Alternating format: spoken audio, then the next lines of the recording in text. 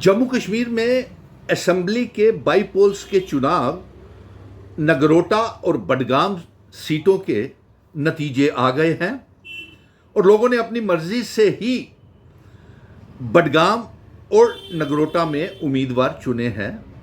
और हम जो भी मैंडेट जिसको भी दिया है अवाम ने बडगाम की और नगरोटा की, हम उसका स्वागत करते हैं और मुबारक देते हैं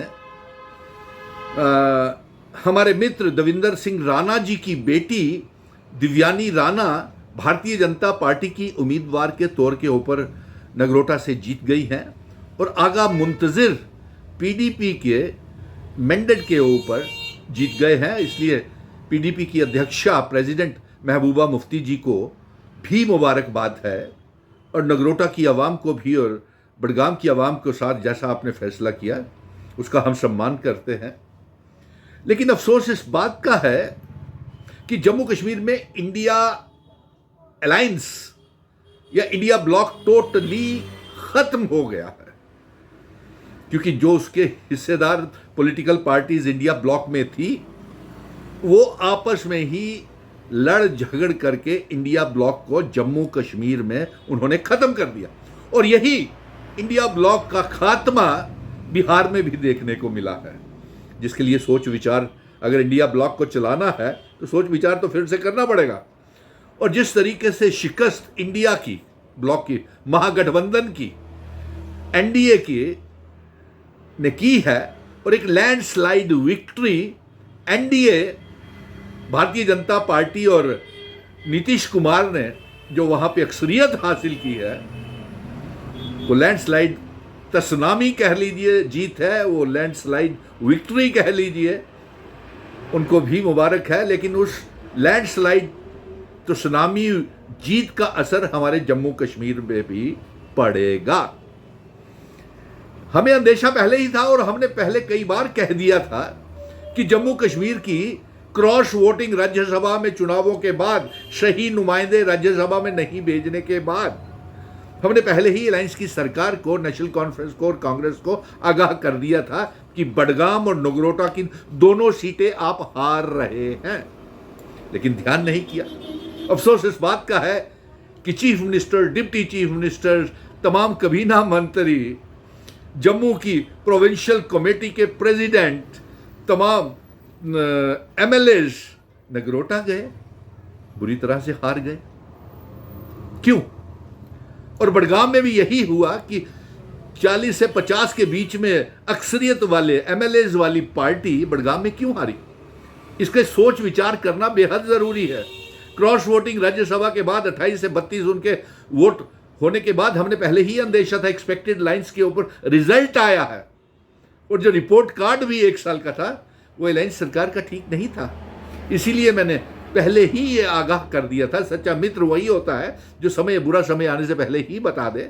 और हमने डॉक्टर फारूक अब्दुल्ला को और उमर चीफ मिनिस्टर को ये कह दिया था कि अलायंस की सरकार जिन वादों को लेकर के बनी है वो वादे 16 अक्टूबर के बाद जहां पे आपको बिठाया था, सरकार बैठी थी, आप एक भी कदम उन वादों को पूरा करने के लिए नहीं उठा सके हैं।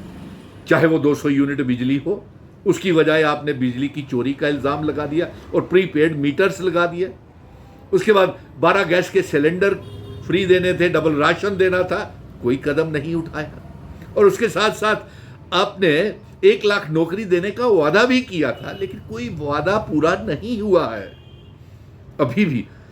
आपको ये लैंडस्लाइड विक्ट्री जो एनडीए की बिहार में हुई है उसका सीधा तुसनामी जम्मू कश्मीर में सियासत में तुसनामी लाएगा, बदलाव लाएगा, फेरबदल लाएगा।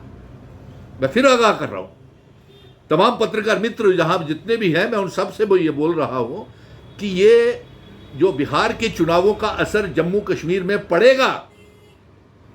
हम एक भी वादा अपना पूरा अलायंस की सरकार नहीं कर पाए। आप रियासत का दर्जा वापस नहीं ला पाए, आपने आर्टिकल 370 की बात नहीं की, आपने स्टेट सब्जेक्ट शुरू नहीं किया, अपना आइडेंटिटी, कल्चर, डेमोग्राफी, इतिहास बचाने के लिए कोई कदम नहीं उठाया, सिवाय जमा जवानी खर्चे करते रहे। और उसका अंजाम आज आप बडगाम भी हार गए और नगरोटा भी हार गए। और हमारे रिपोर्ट कार्ड के ऊपर तरह तरह के प्रश्न चिन्ह लग रहे हैं, जिसकी आपको अलायंस की सरकार के चीफ मिनिस्टर को और प्रेसिडेंट को सोचना पड़ेगा। चलिए इसके साथ साथ और बात बताते हैं। क्रॉस वोटिंग राज्यसभा के चुनावों में आपके cross voting Bharatiya Janata party के आपके एमएलएस कराए।